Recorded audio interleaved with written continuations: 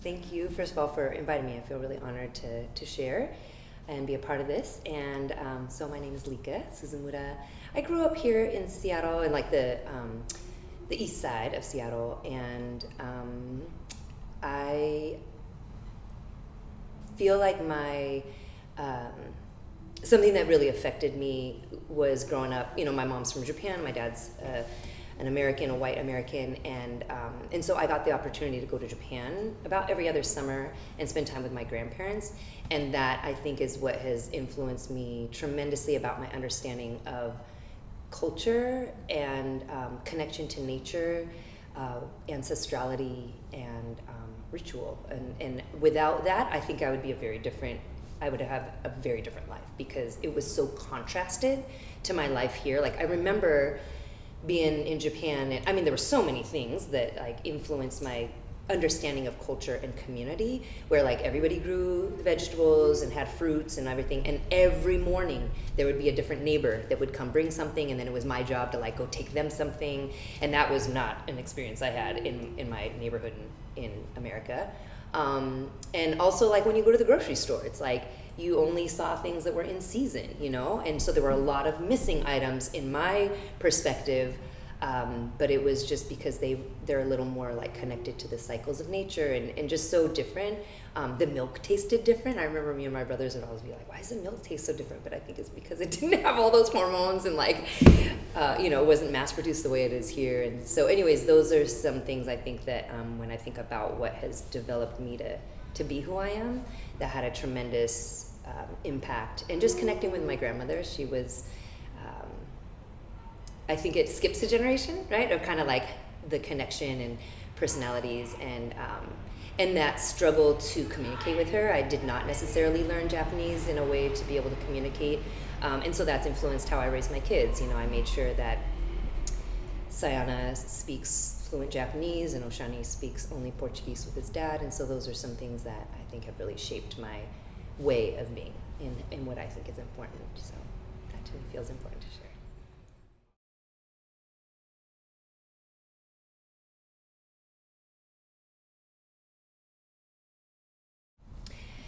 Yeah, so just to give a little summary of the Nourishian program. Well, first to talk about what a Nourishian is. So I got to start there, because otherwise it's like, huh? So I strive to be a Nourishian. I will say that, and I'll try to loop back to that. So I'm trained as a dietitian, and I went to school at Bastyr and really value that knowledge base, and that's like the career path that I chose. I actually always wanted to be a doctor. And when I was really young, I got connected more to land. I actually became a vegetarian when I was 14 and started to really learn about my body, because I didn't even know what a vegetarian was, embarrassingly to say, at 14. But my friend came to school and was like, I'm a vegetarian, I don't eat meat. And I was like, wait, I have a choice? That's what shocked me. I was like, wait, I have a choice not to eat meat? Because I really cared about the environment and didn't want to harm animals. And so I became a vegetarian, and the first thing my mom was like, well, how are you going to get protein? And I was like, what's protein? I didn't even know.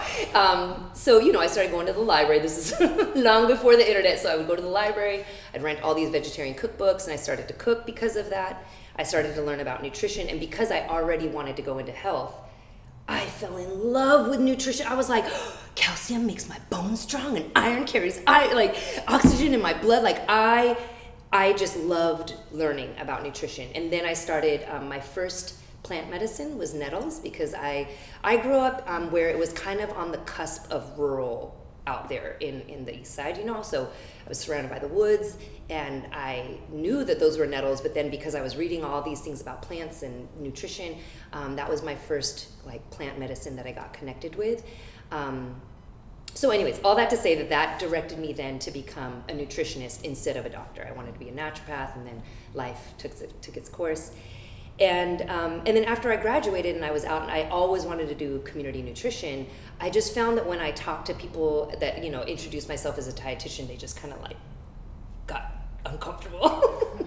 And so it was like, So then I didn't really feel good about the word dietitian, just because diet doesn't always invoke the best feeling or idea of what I'm gonna then follow up with. And then I kind of tried nutritionist out for a little while, but nutrition is very kind of scientific, and I'll admit I'm a total science nerd. I love learning about the science, but I, was just kind of looking for what is the true intention that I have is actually to nourish people. And I do have a little language called Leikanese, and so I make up words when I feel limited by the English language. And so I started talking about being a Nourishian. And so to me, a Nourishian is somebody that is focused on nourishment, and not just the physical nourishment. That is where I feel like I understand a lot and what I've been trained in, but it's also nourishing the body, mind, and spirit, right? And so what does that mean? And, well, body, mind, and spirit on my personal self, but as a Nourishian, I believe as a Nourishian, I want to nourish myself, my family, my community, and the land. So that's really, really important to me, because without being having that nourishing reciprocal relationship with land, I won't be nourished, because the land is what nourishes me, the earth as its whole self. So that's what a Nourishian is. And as I, was doing work in the community, I just heard I've been doing a lot of work with young people, and they always say, Miss Leika, I don't learn how to cook at home. For various reasons. Sometimes the mom or dad doesn't want them in the kitchen. Sometimes they don't necessarily know or have those skills to pass on. So anyways, I just always heard young people talk about how they wanted to be able to cook more. A lot of times young adults are responsible for feeding their younger siblings, and they had a real desire to feed them healthy. And then you add on the challenge of affording healthy food or getting healthy food into the home. So that was kind of the seed of the idea of the Nourishian training, and over time just built as far as like what that should look like. And then when I finally got some like funding to support that development, the curriculum development, I started interviewing folks in the community, mostly young people being like 18 to 24, and then also community leaders and culinary specialists and health leaders. And this was post-COVID, so this was like 2022, 23. What came up when I asked people about what health looked like for them, mental health really started to come into the picture, and young folks were talking about what I interpreted as financial literacy, because they're like, I want to eat healthy, but I don't know how to afford it. I don't really know how to save money. I need a good job that can pay me. So as that kind of next layer of really digging into what does this curriculum need to include, mental health and financial literacy got added to the cooking skills, the menu planning, shopping on a budget, knowing how to grow food, even if that means green onions being sprouted from the roots that you got at the store the previous week, right? Like growing food, I think, might seem like a really big task, but it can be as simple as just the little things that we can do inside our windowsill, and then have that be something that inspires to go more. Maybe you don't have a yard, so you start looking at a pea patch and things like that. So anyways, the Nourishian program is giving those life skills to young people to be able to feed themselves, to nourish themselves, and have that commitment of what it means to nourish your community and have a relationship with land in a way that can nourish us, because sometimes it's a remembering that we do have a connection, but maybe you haven't always experienced that connection in the way that is meaningful for you. And so it's that that space to cultivate those experiences and practice health.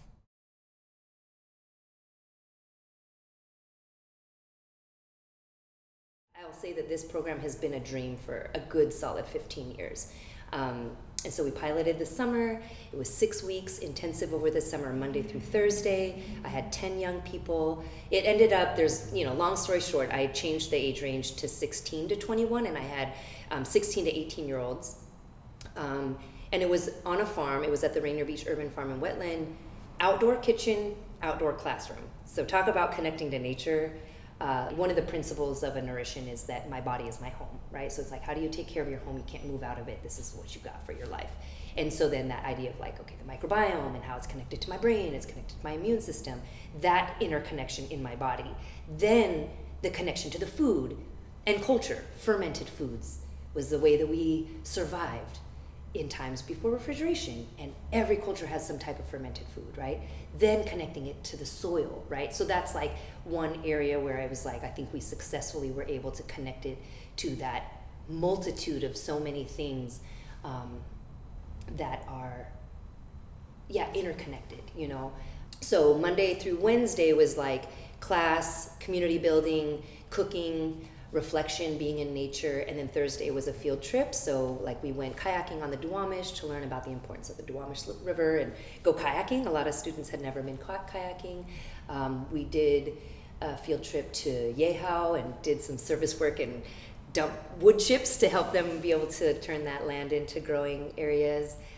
We visited the Tubman Center for Health and Freedom and learn about what they're doing around health. We went hiking and went to this beautiful waterfall. And I'm not a mental health specialist, so we brought in different specialists. We had a day with a counselor. We had Tai Chi. We had yoga focusing on breath work, because I also wanted students to understand that in our kind of Western American way, North American way, we think of health as like, people have a lot of different thoughts. What I learned from those interviews is that people understand that health is body, mind, and spirit. All those things need to be healthy, and lots of different iterations. But again, I feel like coming from my background, it's like, you look at blood tests and you see if somebody's blood cholesterol or their blood pressure. But in other cultures, it's a balance between yin and yang. It's knowing the 5 elements. It's the doshas and understanding that. And again, I'm not an expert in any of those, but I want them to see that there are other ways of seeing what a balanced, healthy life looks like. And it was beautiful, doing these breathing exercises. We had a Sifu who did Tai Chi and explaining what that means and how that relates to martial arts. And while yes, I want them to learn how to cook, and yes, I want them to know how to menu plan, to know how to be in space and build trusting relationships and be able to share your perspectives and feel seen and heard is in many ways the healthiest thing they could get from it. And they did. It was beautiful to hear what they said. Like some students said, we did a pre and a post survey, and it was like, I felt seen and heard in this space. I felt that when I shared my opinions, people didn't judge me. We would have these circle times every morning, and they look different. Sometimes we played games. We played a lot of games. We played a lot of card games, a lot of ninja, we laughed a lot. And that's also really healthy, And, but sometimes we would just have discussions based on things that happened. And sometimes those were the most valuable moments of learning, because it was so authentic to what they needed and wanted in that moment. And that was really powerful for me as the person kind of like facilitating and managing and developing the program, is like seeing what was important to them. And I think it's that yes and of understanding that we want to create curriculums and we want to have lesson plans and we want to understand how to measure if they learned it. But honestly, if they want to come back, that's a pretty good measure. If they say that I'm able to feed my family and be joyful in knowing that they made dinner for their family last night, they did it. They're getting it. Something that was really important to people was that they would be able to share their knowledge forward to their family, to their community, that they would want to come back to the program and recruit the next cohort, that they would have community connections. And when I look, it was a huge learning. I learned so much. It was sometimes very challenging, sometimes very like, oh my gosh, what am I doing? And then we got to the final celebration, and it was like, oh my gosh, look at these young leaders standing confidently in front of their parents and community members and guests that had come to teach, and teaching forward to them the exercises on awareness, right? Spatial, sensory awareness that we did, showing them knife skills that they learned, talking about healthy relationships that again came up naturally about them wanting to talk about what it means to be in a healthy relationship, whether it's with a partner that's intimate or if it's with their parents, watching their parents' relationships and having that reflect on how it was just amazing, and they did it with such confidence and with such conviction about the goodness that they were able to give to their community. It was incredible, and then plus the meal that they made, oh, delicious, One young woman, her family's from Hawaii, and so she wanted to make spam musubi. It wasn't something that we made in the class, but that's what she wanted to highlight. Yeah, so it was incredible. It was something that brought a lot of lessons, and it's going to be a little different as we move forward. But yeah, to me, this is my purpose in life, is that I want to nourish my community. I want to nourish my family. And honestly, after that experience, it really made me reflect on, how am I a Nourishian? How do I nourish myself? How do I nourish my mental when I may not be in my best self? How do I nourish my spirit? It really made me not question in that bad way, but just be like, I feel like we honor, here with the Union Cultural Center, we really honor master level teachers, people who have dedicated their lives to these art forms, and wanting to elevate that is something so valuable in our communities, because so many times I think my experience in watching Sylviu, Mestre Sylviu, he is very revered in the community, and sometimes that master level is kind of like, people may not understand what that means, or they don't know that it's like, no, he didn't name himself Mestre Sylviu, he was named by his mestres and by the community. And what does it mean for me to be a master Nourishian? I don't have a path necessarily, because again, it's something that I don't want to say that I made it up. I've always been driven in my life purpose of what I feel like I want to be, what I want to contribute to my community, but I don't have a master Nourishian that's necessarily taught me other than the plants, and I'm still learning how to speak their language. My mother has been an incredible Nourishian. In fact, I would say my mother is a master Nourishian. I maybe just didn't always know that. So that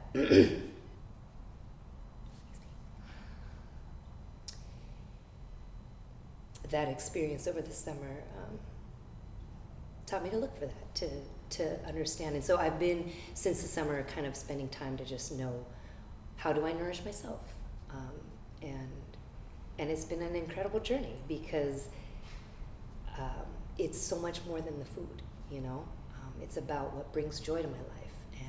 And I'm at this stage where my kids are groaning, they're adulting, and I won't, because they have been such a drive of my life up until now, but what does it look like when they've moved out and I have time to myself?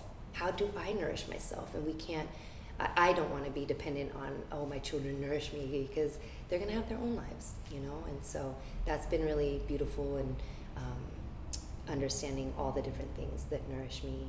And so that's the Nourishian program.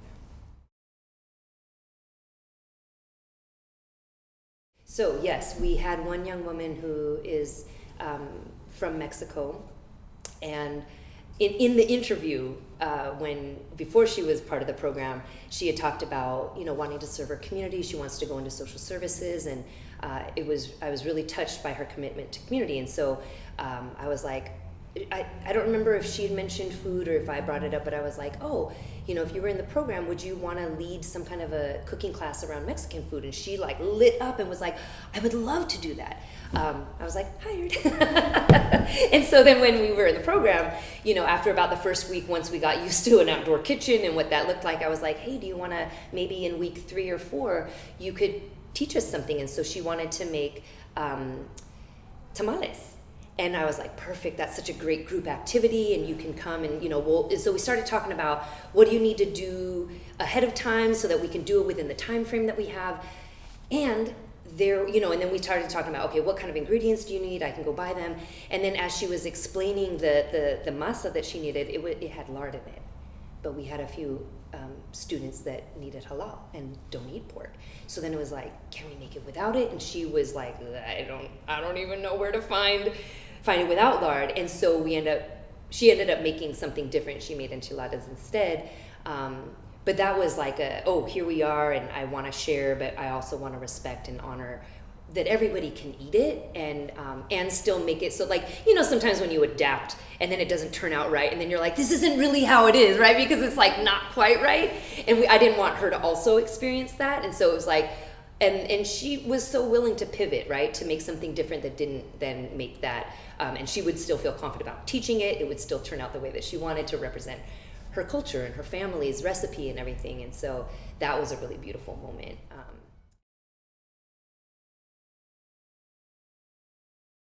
So one of my kind of deep hopes is that it'll inspire new people that might want to go into the world of dietetics or Nourishians, and bring that reflection of the vast cultures that are represented around us but not reflected. And what that does is it makes it so that there's a huge disconnect around food and how food is medicine to people who, first of all, their people they already overstood food as medicine ancestrally, right? And then you get disconnected for all these various reasons, and then you have this kind of re-education, but it's very disconnected from your already knowing. And so part of the Nourishian is like remembering. I like to say, like, let's remember what we know intuitively, right?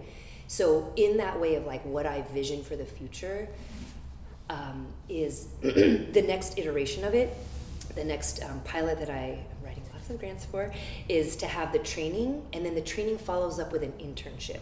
So the training, you could think of it as the life skills for the individual, and then the internship is then taking that learning and then applying it. And so I worked for many years in the farm to preschool program, and it's wonderful connecting preschools with local produce, stimulating the local food economy, getting really good, fresh quality food for children, influencing them while they're young, getting their parents connected to it. They get a bag of produce that gets sent home. So it's like a very full circle. And because I worked there for so many years, I know that there's a gap with the cooks. There's like a single cook to feed 150 students, and then it's like you're used to getting the box frozen thing, sticking it in the oven, and now it's like, here, have dirty carrots and put it into a meal, and you're like, I don't have time. And sometimes they don't necessarily always have the equipment or the skills. So the idea with the Nourishian program and its whole totality is to start training with the young people to gain those skills and that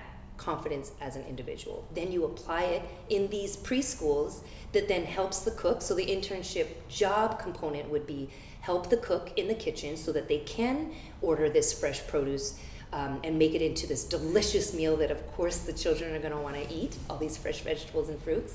And then they also teach the children basic food knowledge, talking about seasons, talking about plant parts, going out into the garden, talking about worms and how it's so important. So then they're able to, that idea of what success was, pass their knowledge forward, but do it in a way that it's with young people that are they're gonna look at those teenagers so different than they're gonna look at me and be like, what? And just like eating every word with excitement, right? And they're gonna remember that, these 4-year-olds.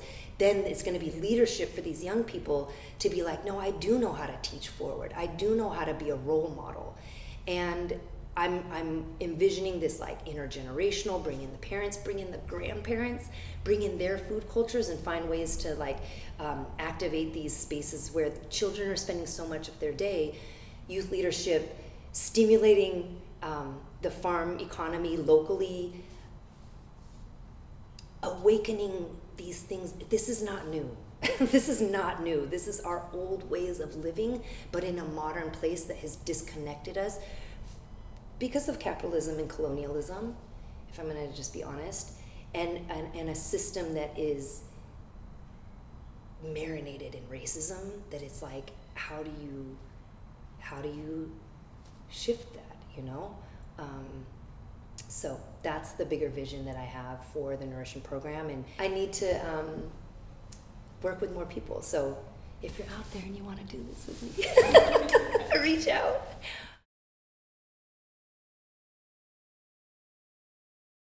So this next year, this next program, you're hoping to add an internship portion to the workshop. To the training, yeah. Training, internship, and I want to develop a mentorship process, because like have mentors, whether it's young adults or it's elders or whoever. The young people did say like it would be really nice if I had somebody that I could like talk to help me in this adulting transition. It's tough, you know, and so mentorship, I think, is also a really, really powerful tool of growth, and it's helpful on, you know, for the mentor and the mentee, and it's something that needs to be developed. Like I don't want to say that I can start that tomorrow, but it's like, what does mentorship programs look like? How do we prepare people to be mentors for a Nourishian, right? Because honestly, a lot of when I talk to, in that process of doing the interviews, like it was so incredible just to like get time to talk to people about what health was. And a lot of adults are like, I need to take this program. Like, I need to learn how to feed myself in a way that I feel good about.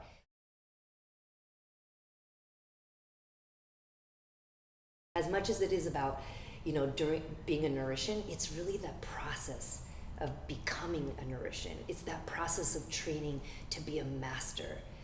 It's not that it's not so much that it's like one day I want to be a master. It's like, no, every day I learn, and that's what brings me fulfillment. Doing something and then being like, oh, that didn't work. How could I do it better? How can I get it so that the young people understand what I mean? How can I get it so that people, like I've had several people in my workshops have an aha moment when you flip it. Why is healthy food so expensive? Oh, why is it so cheap? Oh, this one guy was like, I will never look at food the same way. And it's like, it's heavy, it's heavy, but understanding that our buying power is tremendous. Even when you think about resistance, where you invest into that local farmer, and maybe experiment with eating a little less meat, or go and connect and understand why we want to value those animals in the land.